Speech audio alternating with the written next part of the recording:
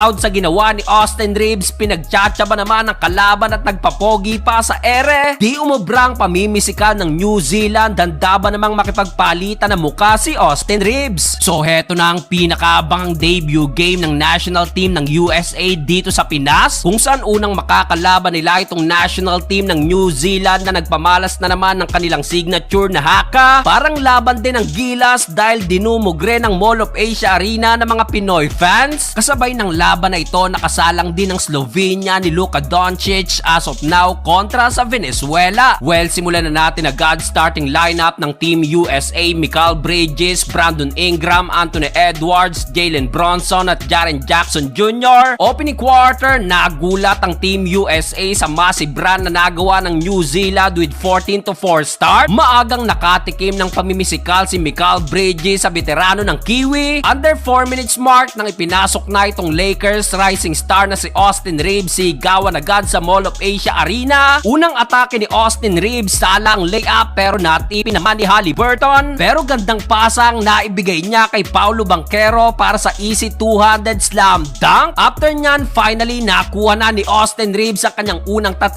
puntos beyond the arc, kung saan natapos ang opening frame, lumamang pang Team USA ng isa 19-18. Second quarter, attack mode ng Team USA. Austin Reeves daredevil drive. Walang katakot-takot si Austin Reeves, halos makipagpalitan na ng muka sa New Zealand. Katulong ni Austin Reeves si Ant-Man Anthony Edwards na leading scorer ng US with already 10 points. Kaso patuloy pa rin ang pamimisikal na ginagawa ng New Zealand. This time si Jaren Jackson naman ang nadali inside the paint, kung saan natapos ang first half, abante ng 9 points ang USA 45-36. Third quarter, dito na lumayo ang Team USA. Daming arsenal ng US inside at outside ang opensa mula pa rin kay Anthony Edwards at Jalen Bronson. Dinadaan na lang ng New Zealand sa physicality, talsik si Bronson at Mikal Bridges. Under 4 minutes off the bench, Austin Reeves dipsy do layup, napakapogi, hiyawan na naman tuloy ang MOA crowd. Pero after nyan, may pinagtsatsa pa si Austin Reeves sabay pull-up jumper, kung saan tinapos naman ni Paolo Banchero ang third period sa kanyang 8 straight points, dahilan upang mamagana sa 18 points ang lamang 76-58. Fourth and final quarter, dito na nag-showtime ang Team USA sa panguna ng kanilang mga big man na si JJJ at Bobby Portis. Sa laki ng lamang, nahirapan ang makabalik pa ang New Zealand. 6 sa Team USA nakapagtala ng double digits sa panguna ni Paolo Banchero with 21 points. Sinundan ni Edwards with 14 at 12 points, 2 rebounds, 6 assists at 3 steals naman kay Austin Reeves.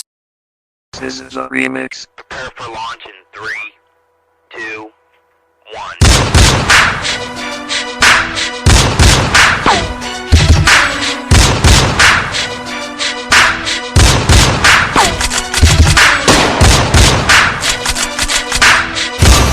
Welcome back mga kabig boss. Please like, share, and subscribe my YouTube channel, ang The Big Boss 101, ang pobreng Shift TV Sibuyanon channel, and ang Rumlumanon Vloggers. Thank you!